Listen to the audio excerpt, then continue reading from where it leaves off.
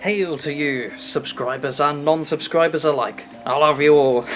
It's myself, Jonathan, also known as the PC Genie. Today we're going to be reviewing this, which is the Hanwei Practical Range 11th century sword. So this is something you might imagine the Normans or the Anglo-Saxons to be using, proper warriors with swords. And I have to say, in terms of the actual appearance on this thing, it certainly has the unreasonable sort of look. It's got the sort of double-edged, straight-bladed, sort of tapers a lot more suddenly at the tip, as opposed to later medieval swords that have a more triangular cross-section for doing half-swording, getting in armour gaps and that sort of stuff.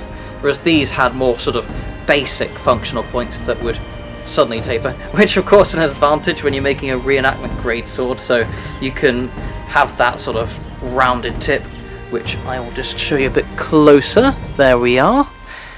And as you can see, it's also got a nice thick edge, and with that it makes it very useful for reenactors because it's got definitely the decent safety edge, and it's even thicker towards the tip, so you're not going to be as likely to have accidental injuries and things happening.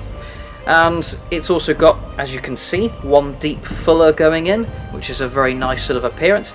Again, like I mentioned in my other sword reviews, I always like swords with fullering in them. I don't know why, they're nice for cutters as opposed to thrusters.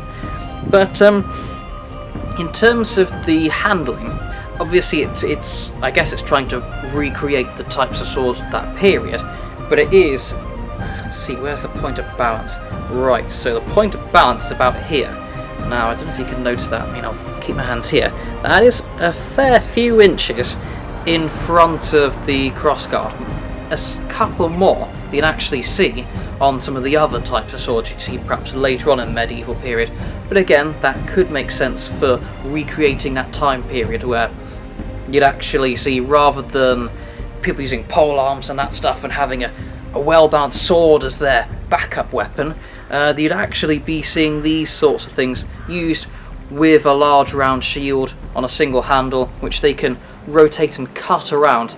There was actually a guy, Roland Warcheska, I've probably pronounced that wrong, who shows actually a good demonstration of what you can expect in sword and shield fighting. Now I mention this because it does make sense for this type of sword, because this, with its more forward weighting, it does have that heft in the cut that you can expect when you're doing that type of fighting, because then you can do the agile manoeuvring around behind the shield, rotating that board. In fact, I've got my buckler here, I don't know why I'm using my hand, here we are, so you can do that rotation around it, and then when you're, perhaps if you do any separation, or even in the actual cut while you're keeping tight, it adds that heft to the cut, so it feels more realistically like a more sort of migration era or early medieval sword. It's got the right type of feel for it, despite the fact that it is a bit more forward heavy than some other swords. But apart from that, it's not the best handle design. It's got this sort of ribbed, I don't know if it's leather, I think it's genuine leather, but you can never tell. Oh, actually, I'd scratched a bit just around, if you can see it, around up here somewhere. No, probably not, a bit too fine, but I think it is real leather. But it's ribbed around some wood on the handle, and it's not exactly the most comfortable grip that I've ever encountered, but it'll certainly do. It's practical. And my main complaint is, I don't know if you can see this here, my hand isn't exactly a massive hand or a tiny sort of child's hand that I've seen on some people, but you can see there is a good couple of inches difference, I'll even go closer to the camera again, between my hand, which is stuck up to the top of the grip, and there's quite a gap between that and the bottom of the grip. Now, it's not that realistic and also affects the handling, because from what I've seen in artwork representations, it looks like actually they keep this sort of, what they call nowadays tea-cozy pommel, tight to the hand. And what it does is, when you're doing this sort of wrist motion, apart from the fact that you've got your hand sort of pushing forward on this top part with the quillons, that's giving an extra push.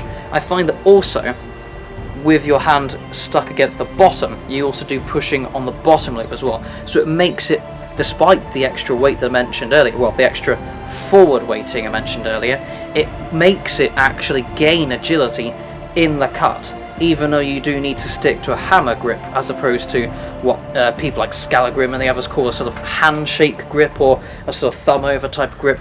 This is designed to have a hammer grip like this, you know, a full enclosed fist, and again with something like this palm much tighter against the hand, even if you maybe account for a bigger person's hand, this is way too much compensation here. It would make it much more agile and able to do those types of wrist cuts better, whether you're using it on its own or even from something like behind a shield. It would have made it a better design. Again, maybe they're just making it a one-size-fits-all, but I think that could have been done better. Apart from that, yeah, it's got the nice sort of upturning, similar to my other swords, well, most of the others. I haven't put this one through a complete battering, but I've seen its, I mean, I have used it for things like sparring in historical European martial arts against other steels, and, I mean, it hasn't gained any significant dings, so I haven't used it as thoroughly as some of the others I have. But again, it does seem like it's quite a nice, tight and sturdy construction, so again, it does seem to be very well aimed at reenactors who can put these things through, right, walloping and smash on people's helmets like there's no tomorrow, and this thing will probably stay intact. So yeah, on that account, it does quite well. To be honest, I mean, I haven't checked the price, I'll admit, but I know it has jumped up in recent years due to things like a Hanwei factory fire and things like that, so unfortunately it does somewhat reduce the value for money on this, and actually went into more depth on my review I've done prior to this, which is on the practical range single-hander sword. But yeah, as I say, with this one, I suppose you can let it off a bit more, because it is a bit of a more sort of different type. I know you see different Viking style swords and other earlier migration era swords, but these sorts of 11th century ones I haven't seen quite as often, except from more sort of custom designers, so maybe that might make it more worth the price to actually buy one of these.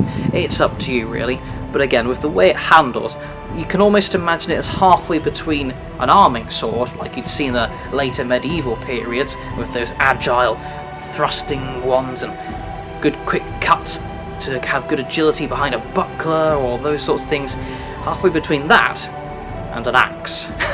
So if that's the sort of thing you want, where you just want to feel like you're going to decapitate someone, even though it's got a blunt edge and you're not going to actually kill anyone unless you swing about 57 different times, this could well be a sort of sword you might like to have.